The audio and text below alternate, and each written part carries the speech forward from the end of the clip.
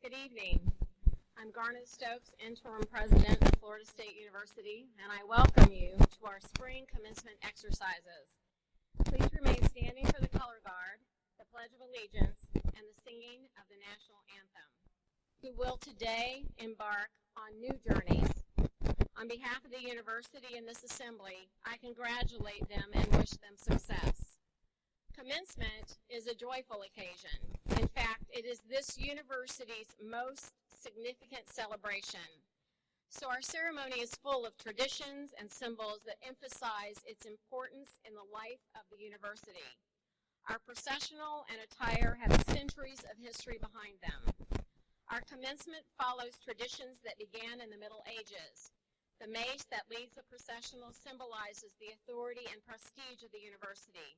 Our regalia, our robes, hoods, caps, tassels, cords, identify the institutions from which we graduated, the degrees we earned, and our academic disciplines and distinctions. All of these symbols and traditions add special meaning as you take your place as alumni of Florida State University.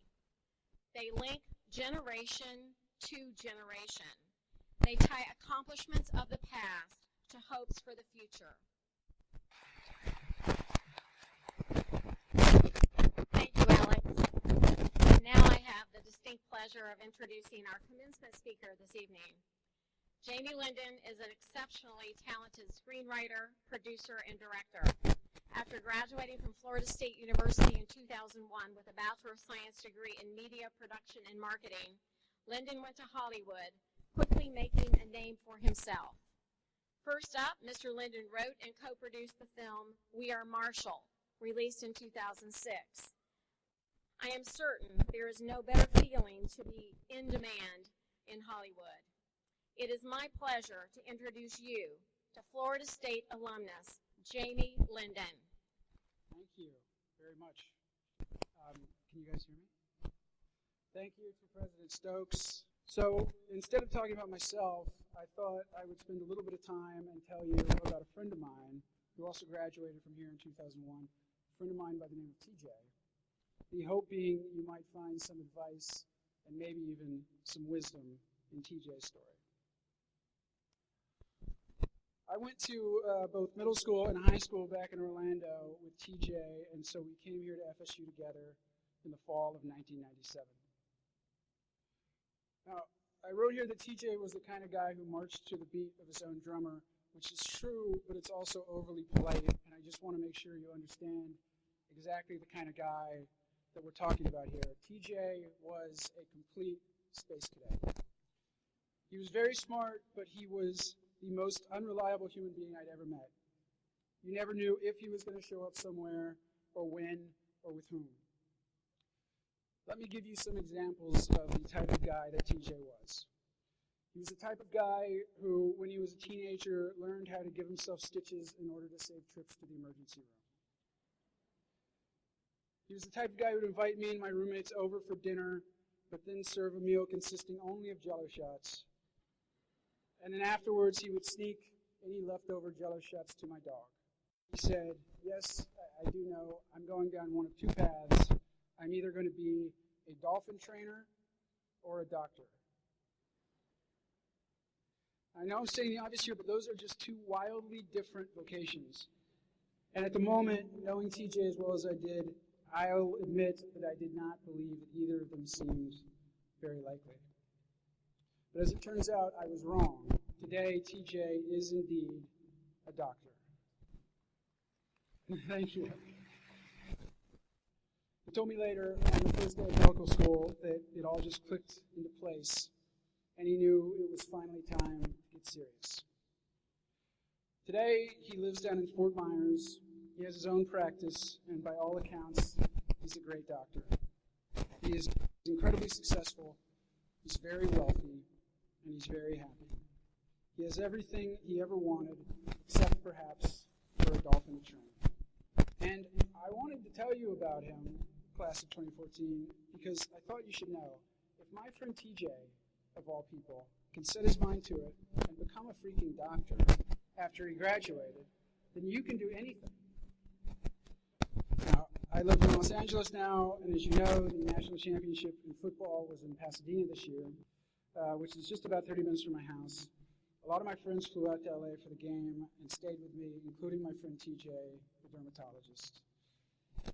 He spent $4,000 on StubHub for two of the best seats in the house for him and his wife, right on the 50-yard line, because he's a doctor and because he could. We started tailgating at 8 a.m. for a 5 p.m. game, which is rarely a good idea for people in their mid-30s. But it was the national championship. I'm sure some of you were there. No matter how old you are, in an environment like that, the spirit of college or after tonight, just don't do cake stands, period. It just feels like a good rule of thumb. By halftime, TJ was so drunk that he was seeing double, and his wife decided she better take him to go lie down. You all remember what happened next, I'm sure, but sadly TJ does not. When we got back to our tailgate after the game and the celebration, we found him passed out in the back seat of his rental car. When we woke him up, he looked up at us with his glassy eyes, and he had two questions. One, did we win? And two, where am I? So, class of 2014, I just want to say this one more time. If my friend TJ,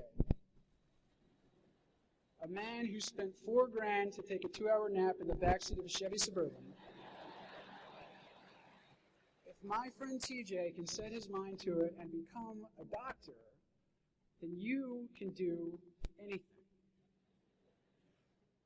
Whether your dream is to one day be a screenwriter, or a dermatologist, or a dolphin trainer, or a lawyer, or a scientist, or a school teacher, government or public service to help those in need, or whether it leads you into the private sector to develop medicine or technologies that will save money or time or even lives, things are still possible.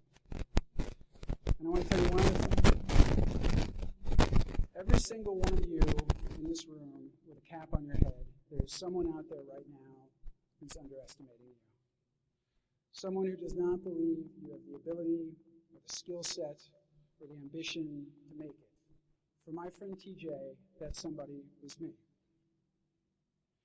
And also every single other human being who would ever even come in contact with him. But TJ managed to work hard, and he proved us all wrong. I promise you can do the very same thing. I want to thank you for letting me and my parents be a part of what we missed out on the first time around. I want to thank the powers that be behind me for giving me the Friday evening slot. I still say 9 a.m. is far too early for a graduation. Good luck.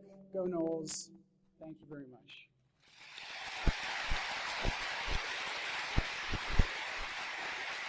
Nicholas Alexander Baumgartner, magna cum laude. David Frederick Bain. Julie Marie Beauchemin. Brenna Morgan Beightol. Chelsea Ann Belois. Randall Paul Bent, cum laude. Robert Bruce Bent. As you leave Florida State, I want to remind each of you that you will always be a Seminole. We want you to consider this campus your home, and I'd like to encourage you to stay in touch with us. On this occasion, it is appropriate for us to recognize that for most of the graduates, this day would not be possible without the support and assistance of parents, spouses, and other members of their families. So graduates, please stand, look for your family and loved ones in the audience, and let's salute them with your applause. There she is, your ideal, with so many beauties. She took the town by storm with her all-American face and voice.